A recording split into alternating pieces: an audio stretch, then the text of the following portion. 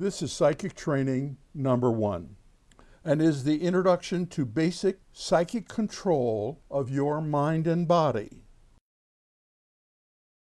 My name is Roger Armstrong, and I was born a psychic child in 1930. And I was trained to develop my psychic abilities by some astral beings that let me call them guardians. Now, as I used my abilities and got older, I started teaching. And along the way, I taught other people how to use their abilities.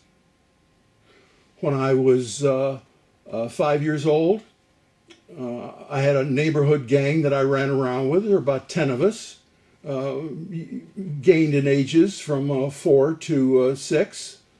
And I didn't like the idea of when one of us got hurt that we'd have to run home and they'd have to run home and see their mom and have it taken care of and that kind of thing. And since I could control my body with the ability that a lot of people call mind over body, though I like mind with body better, but mind over body is the common use, I taught all my friends how to control their bodies. If they cut themselves, they could repair it so it wouldn't show. It would just disappear. If they had a severe cut and it started to bleed, they could stop the bleeding. Now, what I did is I would hypnotize one of the kids, and I would light a candle, and then I would say, "Oh, I'm sorry. Part of the kitchen match landed on your arm and burned you here." And I would touch a spot. Then I'd cover it with my hand, and when I took my hand away, there would be a blister there. Then I'd say, "Oh, I'm sorry," cover it with my hand again and say, "Oh, I'm sorry. I fooled you for the sake of a demonstration so everyone else could see that we can control our bodies. So I really didn't burn you at all." I'd take my hand away and the blister would be gone. Then I'd say to the kids, I'd wake up the one boy that I was doing this with, and I'd say to everybody, "This shows you that you can control your body. You can heal cuts and scrapes. You can stop bleeding. If you're burned, you can make your blister go away. You have control."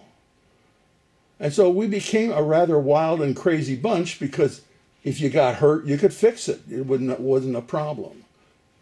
But this was a basic idea, though, that carries through the psychic abilities. You have control of it all. And all people have these abilities. They aren't a gift from someone, though sometimes it helps them if they think it's a gift. And I'll go into that later. We all have these psychic abilities. We're born with them. I used to teach child growth and development at Purdue University for the Department of Art Education.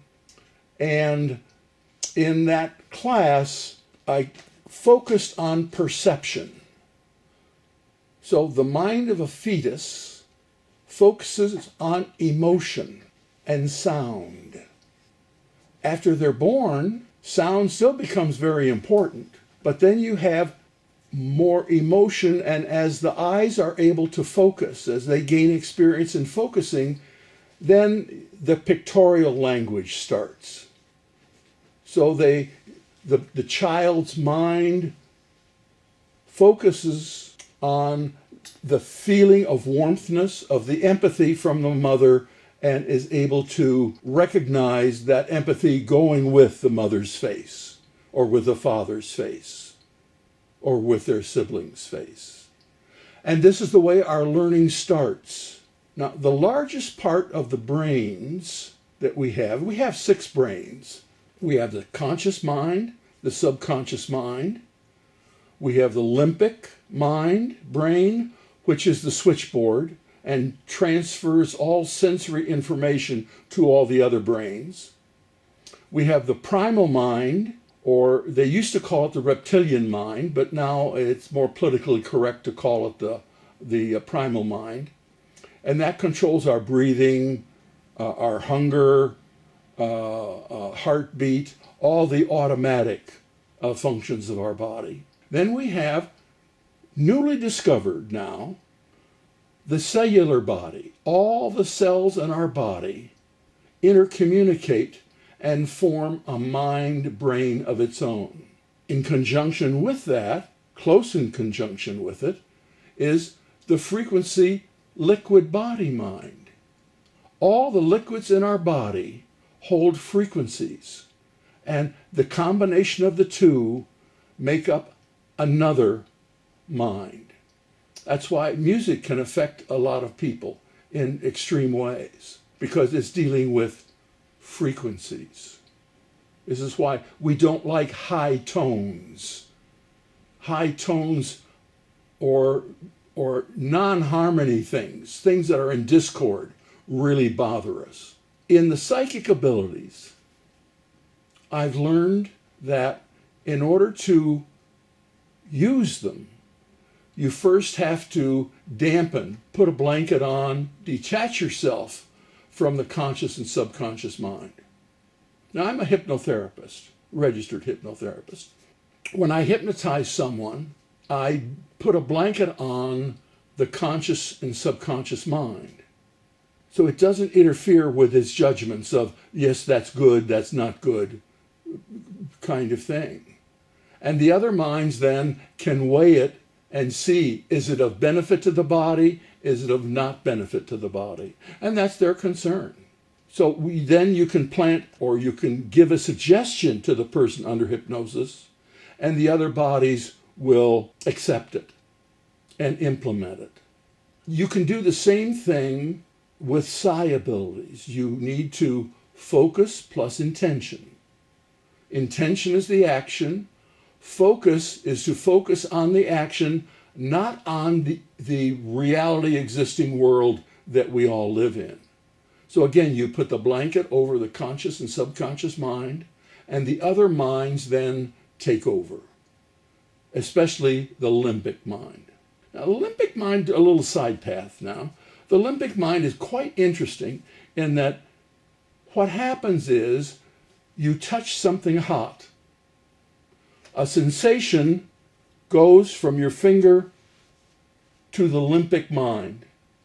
The limbic mind says, I'm not sure what this is, and sends it to the conscious, subconscious, and the cellular body, and the liquid body. All the other minds saying, what is this? And the information comes back, this is an act that is destructive to tissue. Well, then the limbic mind says, then what do we do about it? And the brains all say, withdraw the arm and hand from the sensation. And you pull your hand back. And you say, if you're in polite company, you say, ow. If not, there are other words we use. But this all takes place in thousandths of a microsecond. But it still all takes place. So the limbic mind, then, is the determiner of our reaction to a stimulus. There's a man in Russia that has started 3 schools, and he trains the blind to see. He trains the body, the 6 minds, that the limbic mind, when you get a sensation of vision, the limbic mind sends it to the brain. So he trains the forehead to be more sensitive and send its information of what it sees or perceives to the limbic mind. Does the same thing with the palm of the hand.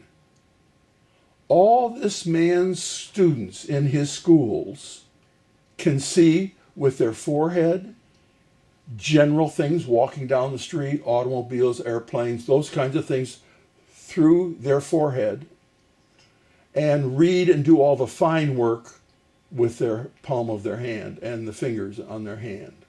There's also a school in Mexico City that does this, And in '65, several magazines in New York City did a study and said, contrary to all public opinion, this is true. This really happens. So we do have control. Now, how does it happen? Well, it all deals with how the mind works and operates. Our conscious mind and subconscious mind and all the body minds together. And science measures thought in terms of frequency, in terms of cycles per second. And we've all seen the round screen with the big waves in it. Okay. That can be used to measure brain waves. Now, the Earth has a frequency or cycles per second of 7.83 on an average. Now, this fluctuates. And last year, the cycles per second of the Earth went down to 6.38. And scientists got worried thinking that our gravity was failing. And then it perked back up and hit 8 point something, and now it's back to it's 783 again. So all of these frequencies vary, but still the averages. Now these were discovered or developed by a man, Schulman, who was an Australian, and he developed the different beta classifications, the different frequency classifications of the mind. Beta, alpha, theta, and the new one is a gamma, and that new one was developed by Tibetan monks. They measured their brain waves as they focused on compassion.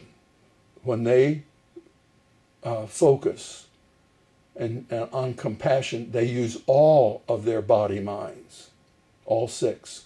And their body temperature rises to the point where they have to sit outside in zero weather, and their assistants keep them covered with wet cloths to keep their temperature down. Most plants and animals and newborn children have a cycle per second that matches that of the Earth. As they develop, and they focus just on empathy, it can go much lower. They can be in the theta range. Now the theta range, I have to look at my chart now. The theta range is 4 to 7 cycles per second. Normal day-to-day function is in the beta range anywhere from 15 to 30. When the monks focused on compassion, they had developed a new category because their brain waves totaled over 200 cycles per second. Our cellular body operates anywhere from a quarter to 2 cycles per second. The liquid body mind, again, hey, Mr. P, the liquid body mind again comes to, to a high point of 200. When we sleep, our brain waves drop to 8 to 12 cycles per second. That's normal REM sleep. And it varies, it spikes. There's a time between you're awake and you're in REM sleep that we call lucid dreaming state of awareness. And lucid dreaming works at a lower frequency, the frequency of telepathy, and most of the psychic abilities work at the theta range. And again, the theta is 4 to 7 cycles per second. Now, this is Roger Armstrong, and I'm always interested in your comments.